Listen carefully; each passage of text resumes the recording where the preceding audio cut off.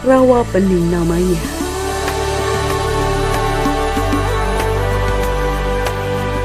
Secara kasat mata tempat ini indah, namun siapa sangka di balik panorama Rawa Pening menyimpan duka. Secara ekologis, kondisi Rawa Pening terbilang miris. Pak, minta tolong diantar ke sana, Pak.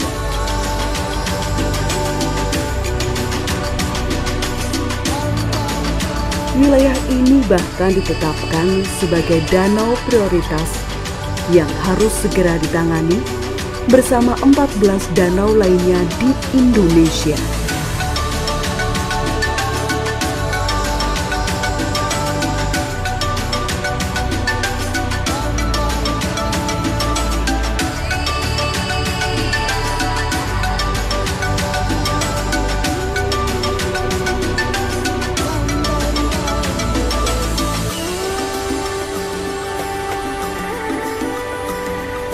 Setidaknya ada 3 permasalahan utama, mulai dari tingginya sedimentasi, tingginya aliran permukaan atau runoff, hingga sumber polutan penyebab eutrofikasi atau pencemaran air pada badan air danau.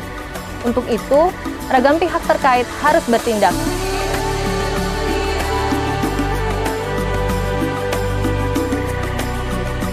Di tengah kelestarian danau yang kian terancam, potensi Rawa Pening sejatinya menolak kelak.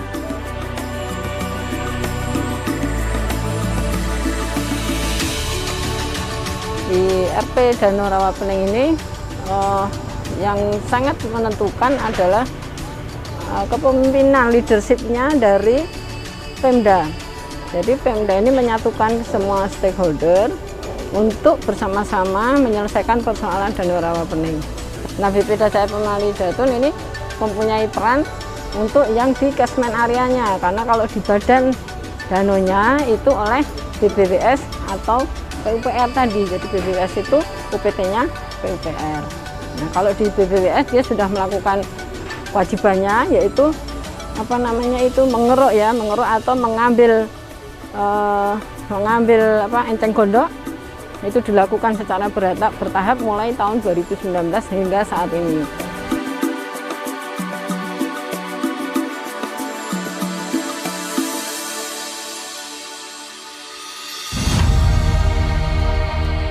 Bersinergi dengan berbagai pihak, Balai Pengelolaan Daerah Aliran Sungai dan Hutan Lindung atau BBDAS HL Pemali Jeratun lakukan ragam program pengelolaan di daerah tangkapan air atau catchment area Rawa Pening.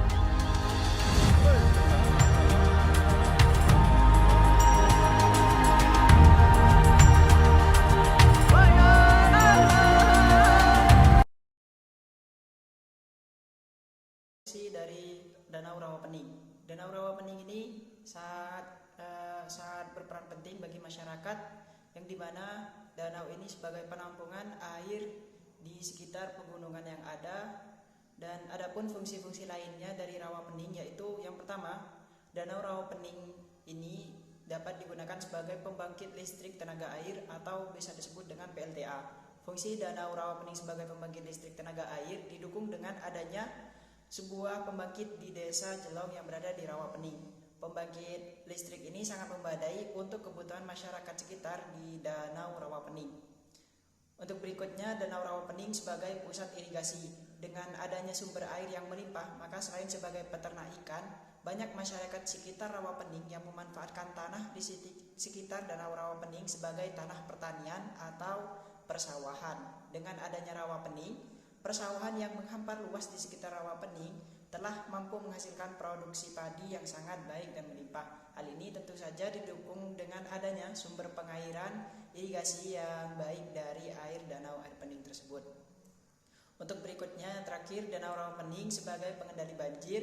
Letak Danau Rawa Pening yang tepat di tengah-tengah di bawah kaki semua pegunungan di sekelilingnya membuat Rawa Pening juga memiliki fungsi sebagai danau pengendali banjir. Danau Rawa Pening mampu menampung air yang sangat banyak, terutama pada musim penghujan. Dengan adanya Rawa Pening ini, maka semua air hujan dapat tertampung dengan baik di sini dan membuat kota-kota di sekitar Rawa Pening aman dari banjir.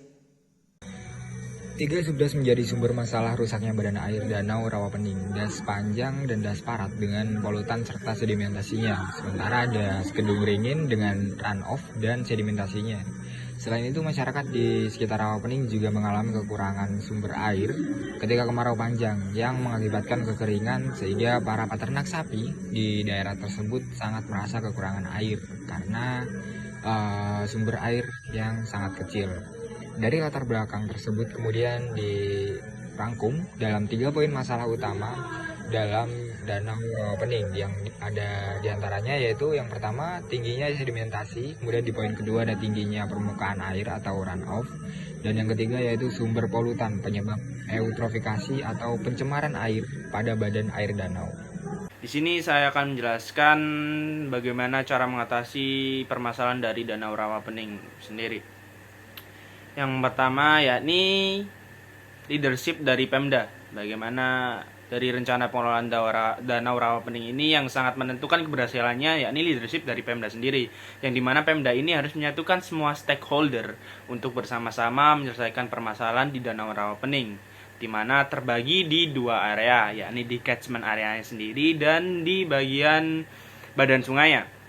Di mana di sini di bagian catchment areanya ada PT UPT BPDAS di mana melakukan perbaikan di bagian catchment areanya, di mana berproses dengan cara pembuatan hutan rakyat atau agroforestry, kebun bibit rakyat, kolam bioflok, lalu pembagian bibit produktif sebanyak sekitar 9.000 batang pohon, yang dimana bibit pohon ini akan dijadikan untuk reboisasi dan menjadi solusi di bagian catchment area sebagai resapan air, dimana resapan air nanti ini akan menjadi sumber air untuk keberlangsungan dari Danau Rawapening ini, biar tidak ada lagi yang namanya kekeringan pada musim kemarau.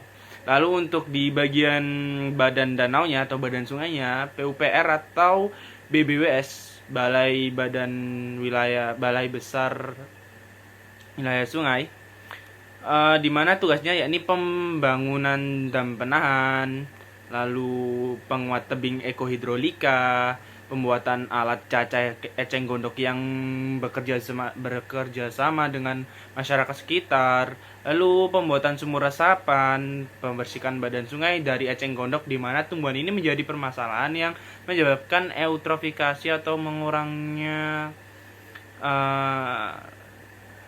atau pencemaran air pada badan air danau.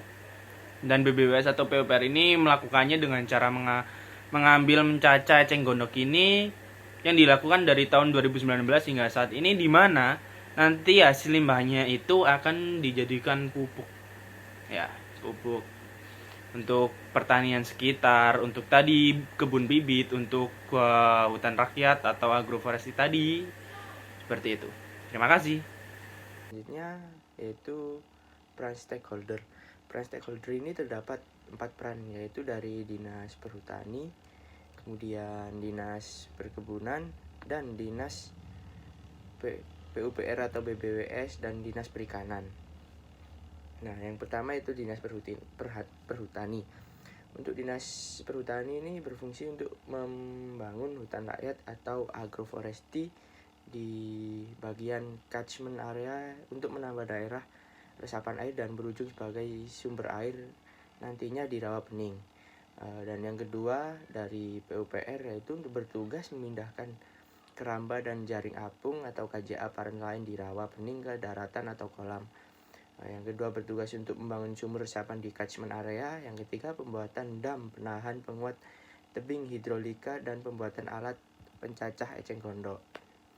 Kemudian yang ketiga yaitu dari Dinas Perikanan bertugas untuk membuat kolam bioflok dan kolam untuk budidaya ikan di sekitar pemukiman warga agar dapat memindahkan secara bertahap. Dan yang terakhir yaitu dari Dinas Perkebunan bertugas untuk pembuatan kebun bibit rakyat. Sekian dari kelompok kami, bila ada salah kata atau kurang lebihnya kami mohon maaf. Terima kasih. Wassalamualaikum warahmatullahi wabarakatuh.